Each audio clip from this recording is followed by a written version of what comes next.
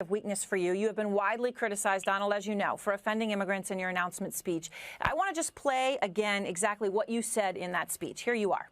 When Mexico sends its people, they're not sending their best. They're not sending you.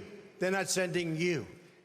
They're sending people that have lots of problems, and they're bringing those problems with us. They're bringing drugs. They're bringing crime. They're rapists, and some. She looks. Why do you talk about how women look so much? You know it's not presidential. It's probably not even kind. I'm talking about persona. Look, here's another one. You said look at that face. Carson and Carly. You said look at that face. I'll say some nice things about you at least, so that they'll say at least he says nice things about some people. I'll take it. The fact is that Carly Fiorina has had a terrible past. She was fired viciously from Hewlett-Packard. The dean but then you of should the say Yale that. Business School, who's a highly respected man, Jeffrey Sonnenfeld, wrote a paper. Did the government of Mexico ask you to come up here and make this? Of course. Okay, go ahead, ask your question. Ask your question. I knew you were going to say that. Come on, you got a lot of people waiting. Would you build walls around all the states in the United States to prevent all of those rapists and killers that come from elsewhere in the United States in order to avoid the problem? No, I'd build a wall.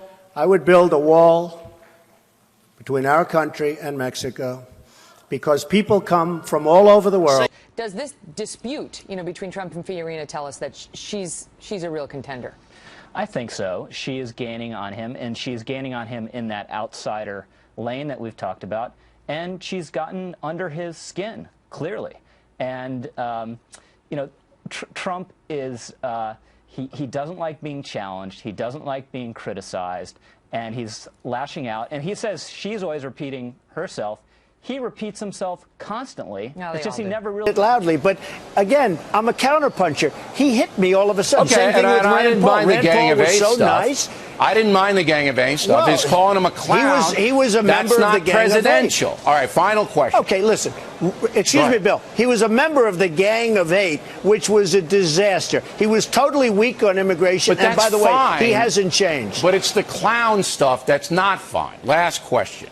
Well, okay. I can understand that. Okay, good. You have the but highest... He hit me it's a big problem. It's a huge problem. For a guy as hardline on immigration as Donald Trump. They're taking your jobs, and you better be careful.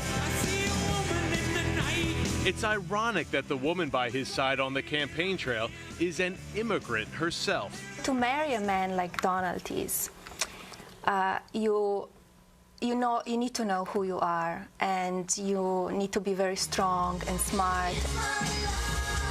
Trump's wife Melania was born in Slovenia. Asked whether or not he would be capable and it would be in good hands to be in charge of the nuclear weapons, and all of a sudden there's a sideways attack at me.